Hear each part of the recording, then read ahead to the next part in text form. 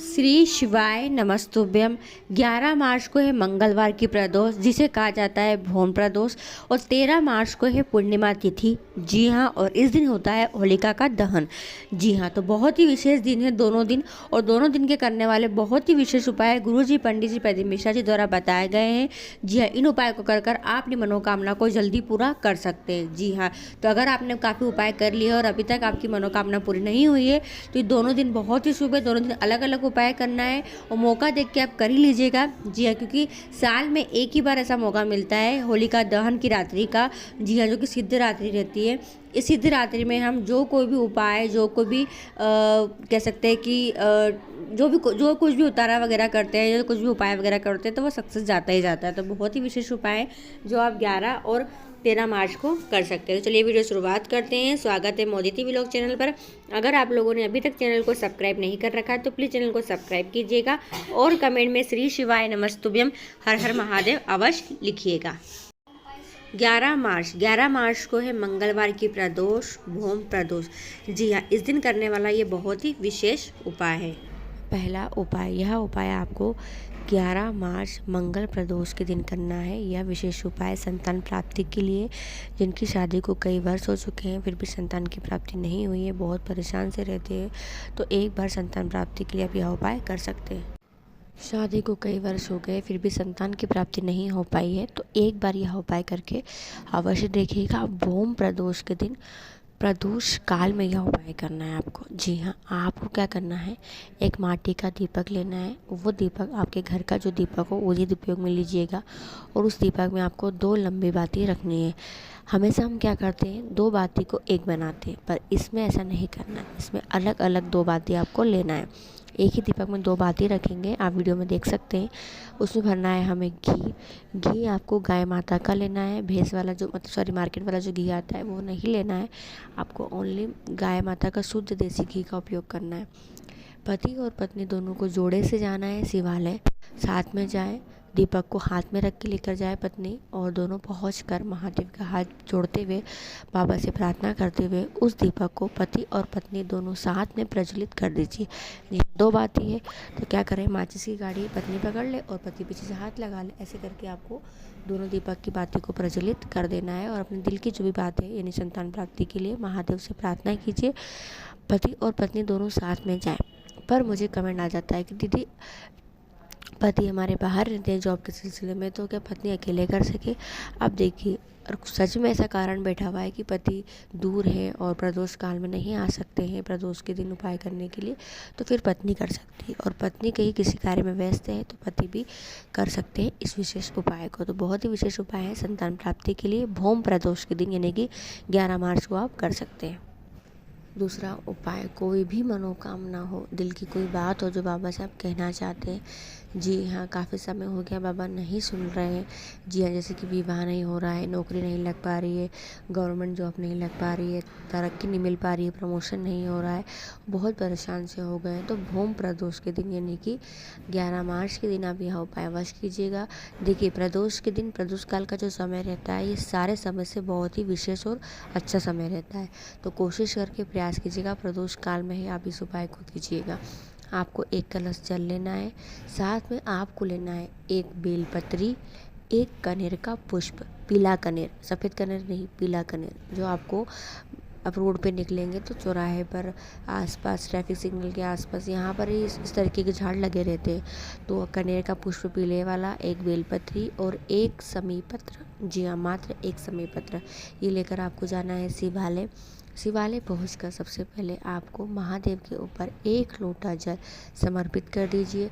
अपनी जो भी मनोकामना बाबा से कह दीजिए, श्री शिवाय नमस्तुभ्यम बोलते हुए। फिर आपको बेलपत्री को, कनेर के पुष्प को और समी पत्र को महादेव के शिवलिंग के ऊपर समर्पित कर देना है, अपनी मनोकामना को बोलते हुए। डंडी का बाग फूल का, पत्ती का, बेलपत्री का आपके अपोजिट रहेगा। तो बहुत ही विशेष उपाय है जो मनोकामना पूर्ति के लिए प्रदोष काल में किया जाता है। तीसरा उपाय, यह उपाय है 13 मार्च होलिका दहन के दिन। देखिए, जो होलिका की रात्रि होती है ये रात्रि सिद्ध रात्रि होती है। एक दीपावली की रात्रि, एक होलिका दहन की रात्रि, ये 2 रात्रि कार्य की सिद्धि के लिए होती है, सिद्ध रात्रि होती है। जी हाँ, तो इस होलिका दहन के दिन पूरे परिवार में सुख शांति समृद्धि वैभव बना रहे, घर कलेश दूर हो, बीमारी घर में प्रवेश ना करे, घर में खुशियाँ ही खुशियाँ आए। जी हाँ, पॉजिटिविटी रहे, नेगेटिविटी दूर रहे, आय भलाएँ दूर रहे। इसके लिए होलिका दहन के दिन आपको यह उपाय अवश्य करना चाहिए। आपको लेना है एक श्रीफल, जी हाँ, जिसमें जटाएँ रहती है श्रीफल, वो श्रीफल आपको लेना है। उस श्रीफल को आपको पूरे घर में लेकर घूमना है। जी हाँ, पूरे घर में लेकर घूमें और लेकर घूमते हुए बाहर निकल जाए। जी हाँ, पूरे घर में जब घुमा ले तो वापस अंदर ना जाए, बाहर निकल जाए। और इस श्रीफल को आपको क्या करना है, होलिका दहन की अग्नि में डालकर आ जाना है।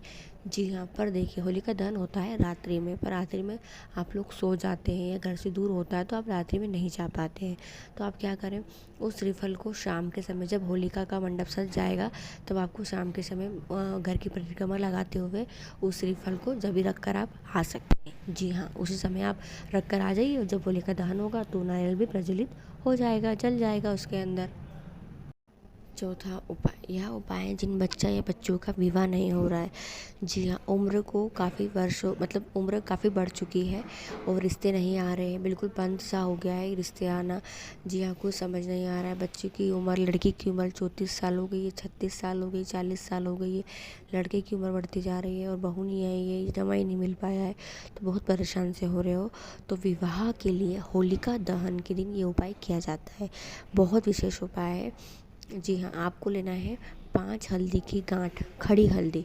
हल्दी कहीं से भी मतलब छेद वगैरह नहीं हो हल्दी के अंदर, देख लीजिएगा, क्योंकि हल्दी में क्या कीड़े वगैरह लग जाते हैं तो छेद हो जाता है। तो हल्दी, खड़ी हल्दी कितनी, 5 खड़ी हल्दी लेकर जिस बच्ची का विवाह नहीं हो रहा है उसके ऊपर से 7 बार घुमा लें क्लॉकवाइज। जी हाँ, क्लॉकवाइज 7 बार घुमाकर होलिका दहन की अग्नि में उस हल्दी की गांठ को पटक कर आ जाइए। जी हाँ, आप जब पटक कर आएंगे तो आपको क्या करना है, उस होलिका की परिक्रमा भी लगाना है।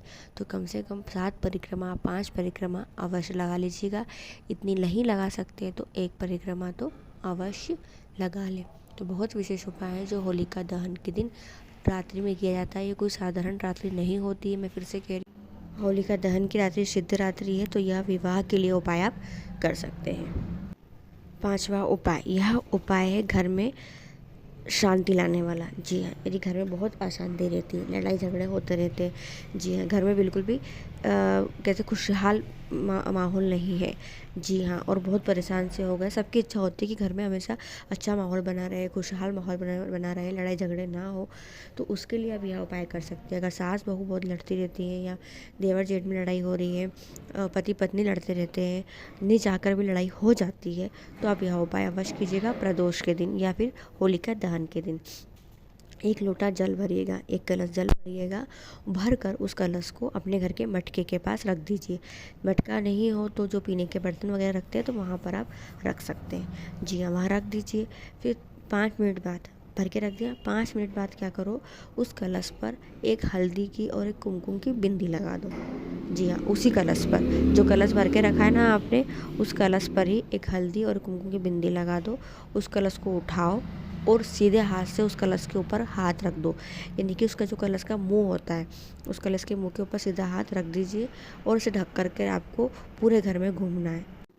पूरे घर में घूमते फिर बाहर निकलिए, घर के आसपास जो भी शिवालय हो वहाँ जाकर आपको शिवलिंग के ऊपर श्रम्भेश्वर महादेव का नाम बोलकर जल समर्पित कर दीजिए। जी हाँ, जल को थोड़ा सा झेल कर भी लेके आइएगा। जी हाँ, जल चढ़ाने के बाद जल को झेल लीजिएगा, झेल कर लाकर पूरे घर में छीटन कर दीजिए। साथ आप ध्यान रखें, अगर किसी कारणवश उपाय नहीं कर पाते हैं और बहुत लड़ाई झगड़े हो रहे हैं तो आप श्रम्भेश्वर महादेव का नाम लेकर बाबा का स्मरण करिए, महादेव का स्मरण कीजिए और घर के अंदर शांति का माहौल बन जाता है। तो ये बहुत ही विशेष उपाय है। इस उपाय को आप मंगल की प्रदोष पर या फिर पूर्णिमा पर, होलिका दहन के दिन कर सकते हैं। 6ठा उपाय बहुत ही खास और विशेष उपाय है होलिका दहन के दिन। जी हाँ, आपको इस उपाय को करना है। पूरे परिवार में शांति बनी रहे, हर व्यक्ति का कार्य पूरा हो, हर व्यक्ति की मनोकामना पूरी हुई, अटके हुए कार्य पूरे हो जाए। जी हाँ, चाहे संतान की प्राप्ति हो, चाहे बच्चों का विवाह हो, चाहे नौकरी हो, तरक्की हो, सर्विस हो, कोई मनोकामना अगर आपकी समय से पूरी नहीं हो रही है, काफ़ी समय हो गया है, तो होलिका दहन के दिन होलिका माता की पूजा अवश्य करें। जी हाँ, जैसे आपकी सास करती आ रही है, जैसे आपके घर में पुराने लोग करते आ रहे हैं, उस तरीके से ही पूजा करें, पर पूजा अवश्य करें। जी हाँ, केवल होलिका माता की पूजा ही नहीं करें, साथ में होलिका माता की परिक्रमा भी लगाए। और कितनी परिक्रमा, तो कम से कम आपको 11 परिक्रमा तो होलिका माता की लगाना ही चाहिए। जी हाँ, तो होलिका माता की परिक्रमा लगाए। ज़रूरी नहीं है कुंवारी लड़कियाँ, कुंवारे लड़के भी परिक्रमा लगा सकते हैं अपनी मनोकामना के लिए, होलिका माता से प्रार्थना कर। और ये परिक्रमा जब आप पूजन करने जाओ तभी लगा लीजिएगा, ऐसा नहीं कि होलिका अग्नि जल रही है तब परिक्रमा लगा रहे हैं, और बिल्कुल ध्यान से लगाए। जी हाँ, बिल्कुल आराम से समझ के परिक्रमा लगाए। होलिका की दहन के समय होलिका अग्नि के पास ना जाए, दूर से ही आप परिक्रमा लगा सकते हैं। जी हाँ, अपनी मनोकामना पूर्ति के लिए शाम के समय प्रदोष काल में जब मंडप सज जाता है तब जाकर आप परिक्रमा लगा सकते हैं। और हाँ, आप लोगों से रिक्वेस्ट है, आप कमेंट में एक बार श्री शिवाय नमस्ते, 2 बार श्री शिवाय नमस्तम, 3 बार श्री शिवाय नमस्तम, जितनी बार हो सकता है उतनी बार लिखकर मंत्र का दान कमेंट सेक्शन में अवश्य कीजिएगा। वीडियो पसंद आए, आपके लिए उपयोगी रहे तो वीडियो को और लोगों तक जरूर शेयर कीजिएगा। श्री शिवाय नमस्तुभ्यम। हर हर महादेव।